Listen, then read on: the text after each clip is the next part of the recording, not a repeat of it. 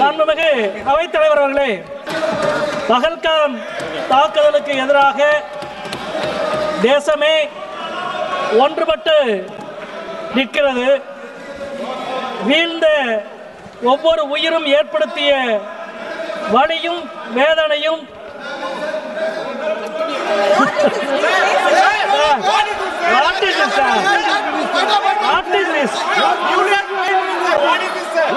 Speaker madam, honorable speaker madam,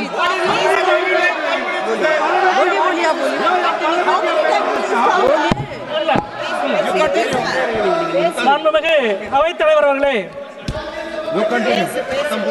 பயங்கரவாத தாக்குதலுக்கு எதிராக இந்த அரசு இந்தியா தொடுத்த எதிர்வினை, அது சார்ந்த ஒரு விவாதத்தை மிகவும் பொறுப்புணர்ச்சியோடு இந்த அவையிலே நடத்துவதற்கு எதிர்க்கட்சிகளாகிய நாங்கள் தொடர்ந்து முயற்சி செய்து கொண்டிருக்கிறோம்.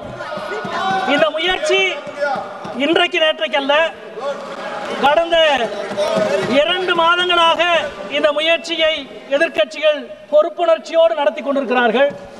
2 மாதங்களாகவும் பொறுப்புணர்ச்சியினால் என்ன என்று விலை கேட்பதை போல ஆளுங்கட்சி தரப்பு தொடர்ந்து வினையாற்றி கொண்டிருக்கிறது. அவற்றினுடைய ஒரு சான்றுதான் இந்த அவையிலும் இப்பொழுது நடந்திருக்கிறது என்பதை முதலிலே நான் பதிவு செய்கிறேன். பாதுகாப்புத்துறை அமைச்சர் இந்த விவாதத்தை துவக்கி வைத்து பேசினார்.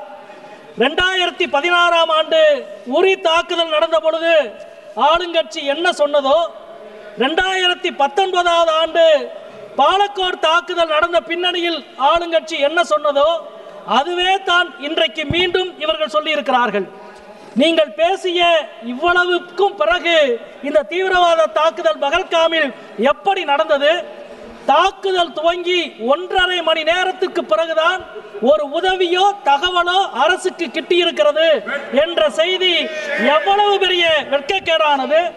3 அடுக்கு பாதுகாப்பின் தோல்வி, ராணுவத்தின் தோல்வி, சிஆர்பிஎஃப் தோல்வி, ஜம்மு காஷ்மீர் காவல்துறையினுடைய தோல்வி, 3னுடைய தோல்வி. இதற்கு யார் பொறுப்பேற்க போவது? அதிகாரிகளா, அமைச்சரா? ஒரே தேசம் ஒரே தலைவர் என்று நீங்கள் சொல்லுகிற மாண்புமிகு பிரதம மந்திரி அவர்கள் இதற்கு பொறுப்பேற்க போகிறாரா? யார் பொறுப்பேற்க போகிறார்கள்?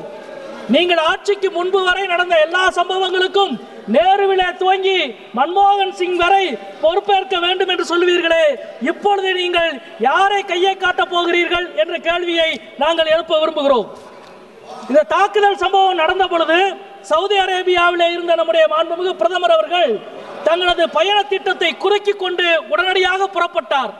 நேரடியாக பகல்காமுக்கு போகிறார் என்று நாடே எதிர்பார்த்தது. நேரடியாக காஷ்மீருக்கு போகிறார் என்று நாடே எதிர்பார்த்தது. அவர் நேரடியாக பீகாரினுடைய தேர்தல் பேரணிக்கு போனார். எங்கள் இதயங்களில் தேசம் இருக்கிறது, உங்கள் இதயங்களில் தேர்தல் மட்டும்தான் இருக்கிறது என்பதை இந்த நாடு தொடர்ந்து பார்த்து கொண்டிருக்கிறது. அது மட்டுமல்ல, சிறப்பு நாடாளுமன்ற கூட்டத்தொடரை கூட்டுங்கள் என்று மீண்டும் மீண்டும் நாங்கள் கேட்டுக்கொண்டே இருக்கிறோம். பிரதமர் என்ன சொன்னார்? ஜனநாயகத்தின் கோவில் இந்த நாடாளுமன்றம் என்று சொன்னார். சரி, கோயிலுக்கு வாங்க என்று நாங்கள் கூப்பிடுகிறோம். கோவிலுக்கு வர இவ்வளவு பயப்படுகிற ஒரு பிரதமரை நீங்கள் கொண்டிருப்பது சரியா, நியாயமா? ஏன் அதுவும் சிறப்பு வழிபாட்டுக்கு வாருங்கள், சிறப்பு கூட்டத்தொடருக்கு வாருங்கள் என்று மீண்டும் மீண்டும் கேட்கிறோம். இங்கே வராமல் பீகாருக்கு போய் பிரதமர் பேசுகிறார். கற்பனை செய்ய முடியாத தாக்குதலை நாங்கள் நடத்துவோம் என்றார். நாங்கள் எதிர்பார்த்து கொண்டிருந்தோம் கற்பனை செய்ய முடியாத தாக்குதலை நடத்துவார் என்று. நடத்தினார். யார் நடத்தினார்? அமெரிக்க அதிபர் ட்ரம்ப் நடத்தினார். கற்பனையே செய்ய முடியாத ஒரு தாக்குதலை. இந்த பிரச்சனையில் அதிகமாக தோல்வி அடைந்திருப்பது உள்துறை அமைச்சகமா அல்லது வெளியுறவுத்துறை அமைச்சகமா என்ற விவாதத்தை இந்த அவை நடத்தி கொண்டிருக்கிறது. எதிர்க்கட்சிகள் ஆகிய நாங்கள் IMF சர்வதேச நிதியம் பாகிஸ்தானுக்கு கடன் கொடுப்பதை இந்தியாவால் தடுக்க முடியவில்லை. IMF நிர்வாக குழுவில் 25 நாடுகள் இருக்கிறது. ஒரு நாடு கூட இந்தியாவுக்கு ஆதரவாக வாக்களிக்கவில்லை. உலக அரங்கில் இந்தியாவை தனிமைப்படுத்தி வைத்திருக்கிறீர்கள் நீங்கள் என்பதை இங்கே நாங்கள் சுட்டிக்காட்ட விரும்புகிறோம். அதே போல பாலஸ்தீன பிரச்சனையில் ஐநா தீர்மானத்தில் இருந்து விலகியது, ஈரான் மீதான தாக்குதல் பிரச்சனையில் சாங்காய் ஒத்துழைப்பு அமைப்பினுடைய கூட்டறிக்கையில் கையெழுத்து போடாதது, ட்ரம்பினுடைய பேச்சுக்கு எதிராக எந்த எதிர்வினையும் ஆற்றாதது. இதுவெல்லாம் சர்வதேசிய அரங்கத்தில் இந்தியாவை ஒரு கோழை நாடாக கொண்டு போய் நிறுத்தி இருக்கிறீர்கள் என்பதை நாங்கள் இங்கே குற்றம் சாட்ட கடமைப்பட்டிருக்கிறோம். எனக்கு முன்னால் பேசிய மரியாதைக்குரிய முன்னாள் அமைச்சர் அனுராக் தாக்கூர் அவர்கள் குறிப்பிட்டதை போல இந்தியாவின் நிலைப்பாட்டை உலக நாடுகளுக்கு சொல்லுவதற்கு அனைத்து கட்சி குழுவை நீங்கள் அனுப்பினீர்கள். நாங்கள் எங்கள் கட்சியில் இருந்தோம், எதிர்கட்சிகள் எல்லாம் அதில் பங்கெடுத்தார்கள். என்ன விசித்திரம் தெரியுமா? உங்களால் கடந்த காலங்களில் யாரெல்லாம் தேச துரோகிகள் என்று சொன்னீர்களோ அந்த தேச துரோகிகளில் பலர் எதிர்கட்சி குழுவில் பங்கெடுத்தோம். ஏனென்றால் எங்களுக்கு முக்கியம் தேசம்தான். அது மட்டுமல்ல, ஒவ்வொரு குழுவிலும் 1 அல்லது 2 இஸ்லாமிய எம்பிக்கள் பங்கெடுத்தார்கள். பாஜக ஆட்சிக்கு வந்ததுக்கு பிறகு இஸ்லாமிய எம்பிக்களுக்கான பிரதிநிதித்துவத்தை கொடுத்திருக்கிற முதல் விஷயம் இதுதான். அதை கொடுத்தவர்கள் எதிர்கட்சிகளாகிய நாங்கள். நேற்றைய தினம் நம்முடைய மரியாதைக்குரிய பிரதமர் அவர்கள் தமிழ்நாட்டுக்கு வந்து சோழர்களுடைய பேரரசை நினைவுபடுத்தி சோழர்கள் நடத்திய போரையும் ஆபரேஷன் சிந்தூரையும் இணைத்து பேசியிருக்கிறார். நான் ஒரு வரலாற்று மாணவன், வரலாற்றை அறிந்த ஒரு எழுத்தாளர் என்ற முறையில் சொல்கிறேன். சோழ பேரரசு, ராஜராஜன், ராஜேந்திர சோழன், இந்தியாவில் இருந்த ஒரு பேரரசு கடல் கடந்த வெற்றியை பெற்றதென்றால் அது சோழ பேரரசு மட்டும்தான்.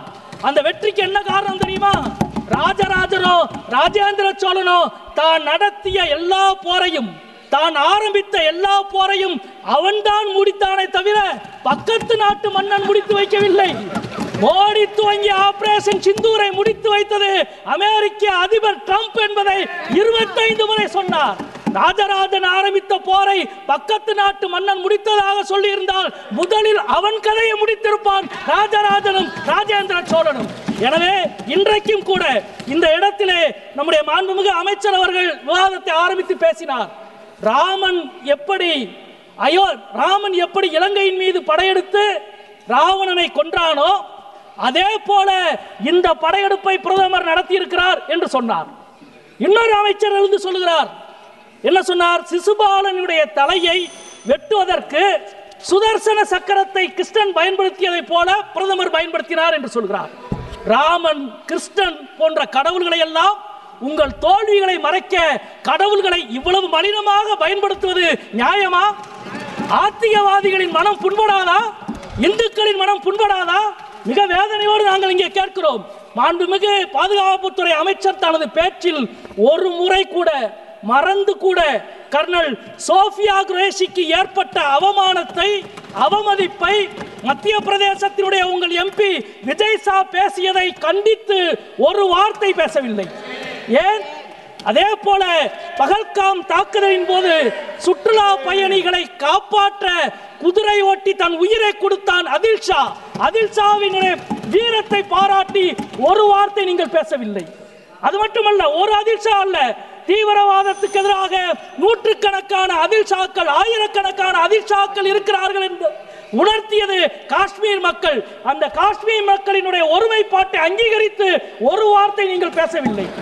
வேதனையோடு நாங்கள் சொல்லுகிறோம், மத ரீதியான வேறுபாடுகளை பயங்கரவாதத்தை வைத்து அதிகரிக்க முடியாது என்பதுதான் இந்தியா சொல்லுகிற செய்தி. அதுதான் இந்தியா. அந்த இந்தியாவை உங்களால் ஒருபோதும் பிளக்கவோ வெறுக்கவோ முடியாது. நாங்கள் வெல்லுவோம் என்பதை சொல்லி முடிக்கிறேன். நன்றி, வணக்கம்.